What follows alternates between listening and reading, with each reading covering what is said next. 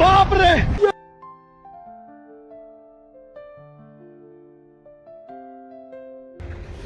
हिरवेगाळ आहे सगळीकडे, त्याच्यामुळे शांतता आहे पूर्ण.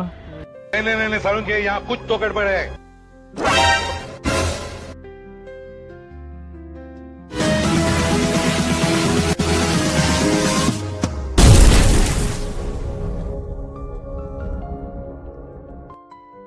नमस्कार, hi, hello and welcome back to our channel, ज्याचं नाव आहे द रोम डायरीज.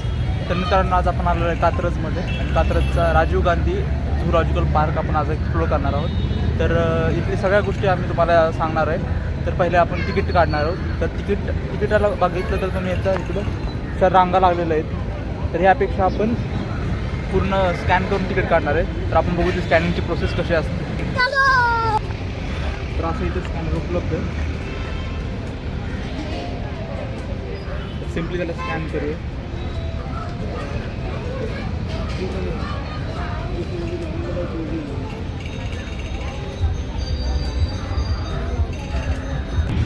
तर मित्रांनी बघू शकता आपण हे अशा प्रकारची प्रोसेस असते. तर याच्यामध्ये सिम्पली काही गोष्टी येतं की तारीख निवडा आजची. आज तारीख आहे ते 23 एप्रिल.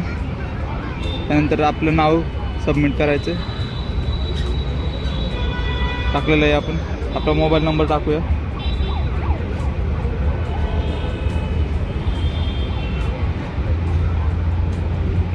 त्यानंतर इथे तिकीट आहेत, तिकिटाचे दर आहेत. तर लहान मुलं असेल त्याची उंची 4 फूट 4 इंचपेक्षा कमी असेल त्यांना 20 रुपये तिकीट आहे. तर प्रौढांसाठी तर 4 फूट 4 इंचपेक्षा जास्त असेल त्यांना 60 रुपये तिकीट आहे. तर आपण 2 जण आहे तर दोघांचं तिकीट काढणार आहोत.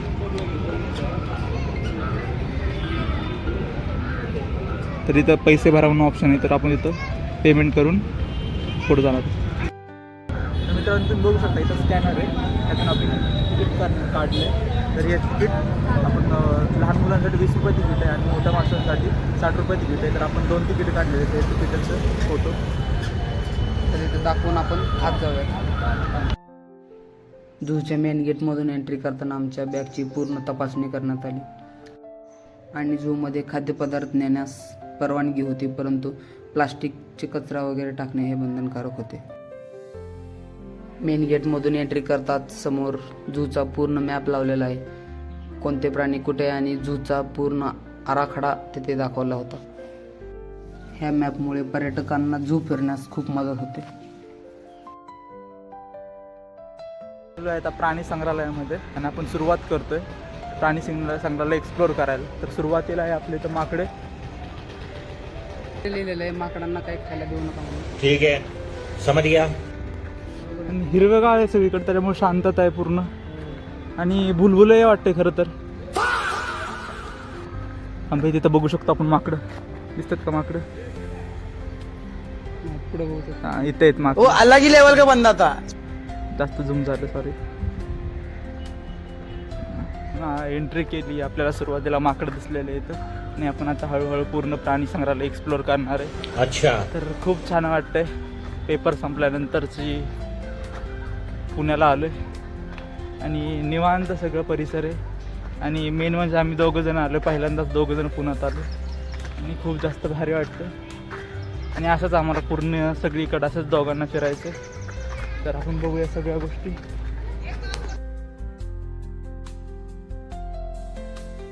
बिल्कुल रिक्स नहीं लेने का. अरे बड़े खतरनाक लोग हैं. पहिल्यांदा आम्हाला दिसला तो म्हणजे दामिन साप, जे की 6 ते 7 फूट लांब होता. तुम्ही इथे आहेत काळी कासव आहेत. त्यांना खरं तर काळी कासव म्हटलं जातं. तर मस्त आहेत. वो अलग ही लेवल का बंदा था. आपले सर्वांचे नातेवाईक स्नेक्स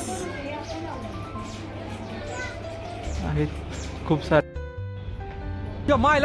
ये तो सब गुंडा लोग हैं, भाग रहे. बिल्कुल रिक्स नहीं लेने का. रोम रोम भाइयों, सिस्टम पार देंगे. नंतर आम्हाला दिसला जाळीदार अजगर. त्याची किमान लांबी 12 फुटापर्यंत होती. त्यानंतर आम्हाला दिसला चांदणी कासव. या कासवाची मादी आकाराने मोठी असून नराची शेपूट मादीपेक्षा लांब असते आणि त्याच्या पाठीवर स्टार असतात. अंदर क्या है रे तेरा, कूदेगा क्या अब?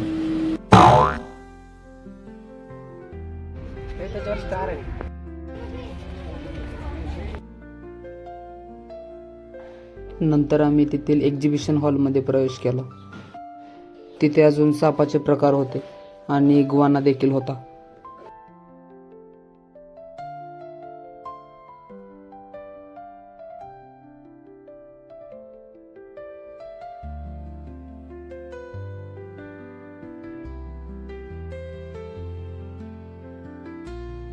हा आहे इग्वाना. नराचे डोके मोठे असून त्याच्या मान व पाठीवरील कंगवे हे मोठे असतात. तसेच डोक्यावर भगव्या रंगाची झलक आहे. या प्रकारच्या सापाचे नाव आहे धूळ नागिन, जे की बिनविषारी असतात आणि याची लांबी 75 सेंटीमीटर पर्यंत असते.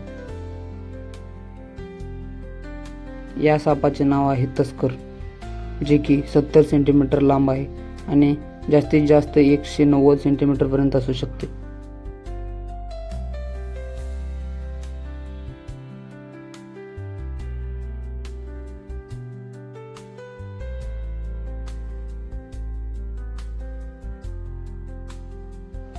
त्यानंतर आम्हाला दिसला चापडा साप, ज्याची लांबी असू शकते 40 ते 110 सेंटीमीटर पर्यंत आणि तो झाडावर पण चढू शकतो. त्यानंतर आम्ही बघितला दगड गिळणारा मगर. एंट्री अच्छी है लेकिन बैठने का तरीका अभी बड़ा कैजुअल है. नहीं सारुण के यहाँ कुछ तो गड़बड़ है. त्यानंतर बघितला पानकासव. वरील कवचाचा रंग तांबूस व खालचा भाग पिवळा किंवा पांढऱ्या रंगाचा असतो. त्याच्या पायाच्या बोटामध्ये पडदा असतो. ते भारतात सर्वत्र आढळतात.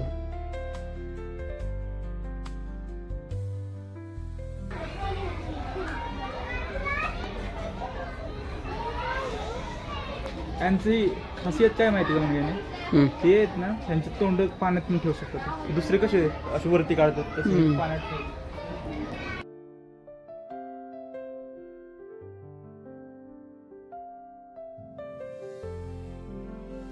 हा खरंच पैसा वसूल एक्सपिरियन्स आहे. 60 रुपयामध्ये आजकाल काहीच भेटत नाही. तर सगळ्यांनी येऊन बघितलं पाहिजे एकदा तरी.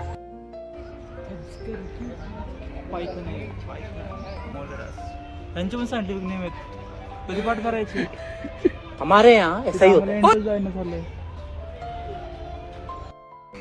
सापाला दाखवून दिले गुड हेल्थ.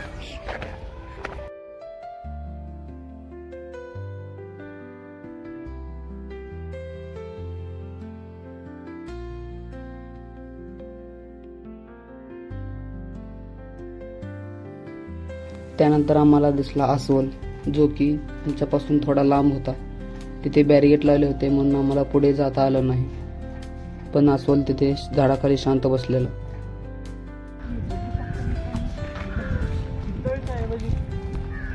कुठं आहे? हो, त्याच बसलेलं दिसलं. खोटे खोटे आहेत. पावळे आहेत पण इथं. कुठला वाटला? आपल्यासाठी वाटले. इकडे येऊन आता.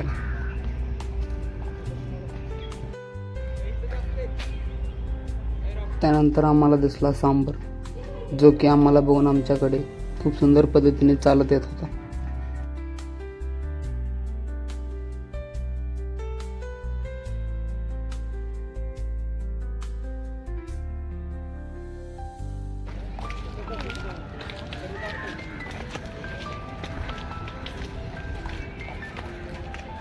ते ह्याच्यामधलं आहे का ती bulls Baahubali picture? Bangalore bulls.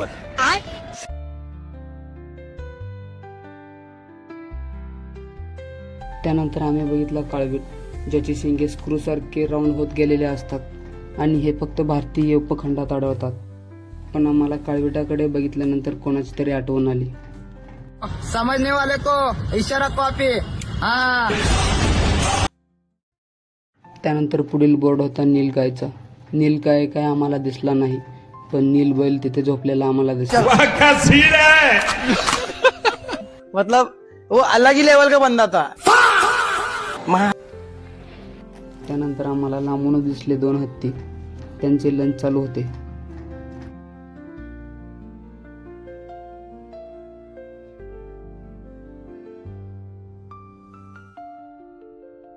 आशियाई सिंह आहे तो, पॅन्थेरा.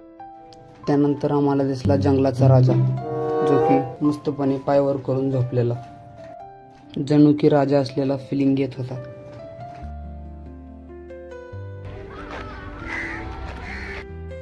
त्यानंतर आम्ही गेलो वाघ बघायला. हा गुहा सुरुवातीला वाघांसाठी होता, परंतु नंतर याला बंद करण्यात आले आणि आता हे पर्यटकांसाठी एक फोटोचा स्पॉट बनलेला आहे.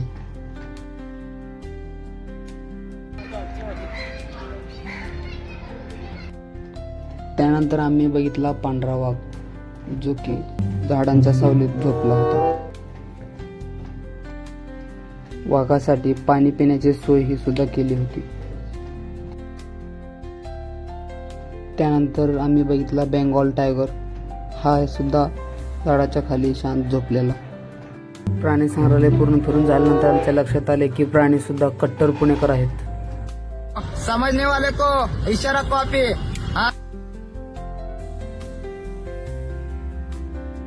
ये चंदा वंदा लिख के कोई लड़की इंप्रेस नहीं होने वाली. उसके लिए आज मैं तेरे को जो काला चश्मा सॉन्ग है उस पर डांस सिखाऊंगा, वो करना पड़ेगा. चल आजा, देख ऐसे बैठ जा और एड़ी को उठा के घुटने को अंदर मार 3 बार. 1 2 3. तो हाथ की तो हर बार की तरह मुट्ठी बना. देख ऐसे 1 2 3 और ताली बजा. नंतर पुढे होते विश्रांती गृह. तिथे आम्ही विश्रांती करून पुढे निघालो. आम्ही बघितला रान मांजर.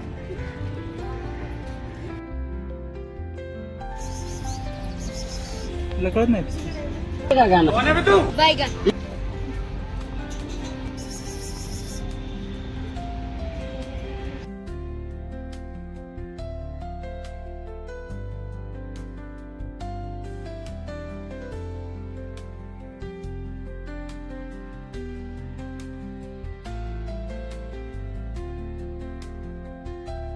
पूर्ण प्राणी संग्रहालयात सुद्धा ठिकठिकाणी पाण्याची सोय पूर्णपणे केलेली होती. आम्ही सुद्धा पाणी पिऊन पुढे निघालो.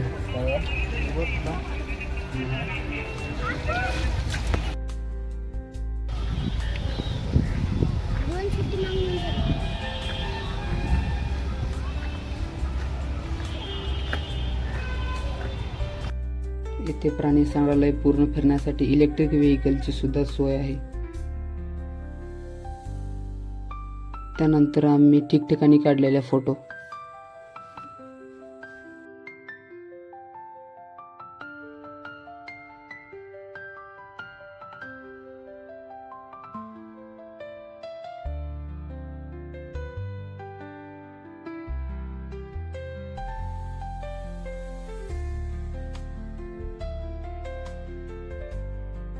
तर मित्रांनो, अशा प्रकारे आपला राजीव गांधी झूलॉजिकल पार्क आपला फिरून झालेला आहे कात्रजमध्ये असलेला.